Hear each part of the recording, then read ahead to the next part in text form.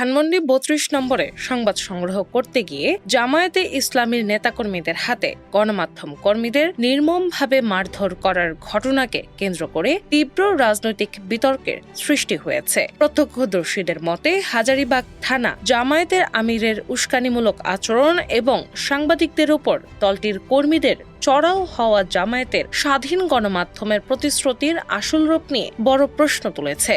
বক্তব্য দেওয়া যখন প্রথমে উনি ৩-৪ মিনিট নেওয়ার পরে উনি ডাইরেক্ট বলতেছে যে আপনারা যারা নেবেন না তারা চলে যান। তখন ওই ছেলেটা প্রতিবাদ করে আমার পাশে থেকে যে আমরা কি আপনাদের কর্মী নাকি? আমরা তো আপনাদের কর্মী না, আপনারা আমাদের মিডিয়াকে বলতে পারেন না। তখনই এসে ওর উপরে মব শুরু করে। আপনারা মন চাইলে থাকেন, না মন চাইলে চলে যান। আমি এই কথার প্রতিবাদ করছি বিধায় তারা আমার উপরে আক্রমণ করলো। কেন আক্রমণ করছে? অথচ জামায়াতের আমির তো বলে স্বাধীন গণমাধ্যম।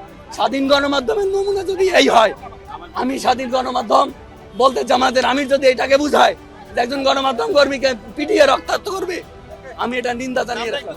একজন সংবাদকর্মী এর প্রতিবাদ জানিয়ে বলেন, আমার এক সহকর্মীকে লীগ বলে, আওয়ামী লীগের কর্মী বলে তাকে মারধর করা শুরু করছে। তো সেটা দেখার পরে আমি সেখানে যাই এবং আপনারা সবাই দেখেছেন যে ওখানে যাওয়ার পরে সবাই সেভ করার চেষ্টা করছে এবং আমরা যেটি ওখানে যেই পরিস্থিতি দেখছি যে অন্তত একটা মানুষকে সেভ করা উচিত। তারা সবাই ধরে যেভাবে মানে মাটিতে ফেলে কুকুরের মতো লাথি মারছে, সেই জিনিসটা দেখার পরে যখন সেখানে প্রতিহত করতে গেছি তারা আমাকেও মারধর শুরু করছে। এবং মূলত হলো কি যে আপনি মতের পক্ষে গেলেই আপনি ভালো, মতের বিপক্ষে গেলেই আপনি আওয়ামী লীগের দোসর, হ্যান ত্যান এইসব বলে হলো আসলে তাকে মারধর করা হয়েছে। সমালোচকদের মতে ভিন্ন মতের জবাবেই সাংবাদিকদের লীগ ট্যাগ দিয়ে পেটানো আসলে ফেসিবাদেরই ভিন্ন রূপ। খোদ জামায়াতের শীর্ষ নেতৃত্ব যেখানে মুক্ত গণমাধ্যমের কথা বলছে, সেখানে মাঠ পর্যায়ের দায়িত্বশীল নেতার উপস্থিতিতে এই বর্বরতা দলটির চরম রাজনৈতিক অসহিষ্ণুতা ও দ্বিমুখী নীতিকেই প্রকাশ করে, যা স্বাধীন সাংবাদিকতার জন্য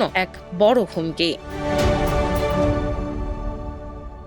দিনা ইসলাম, বাংলাবাজার পত্রিকা।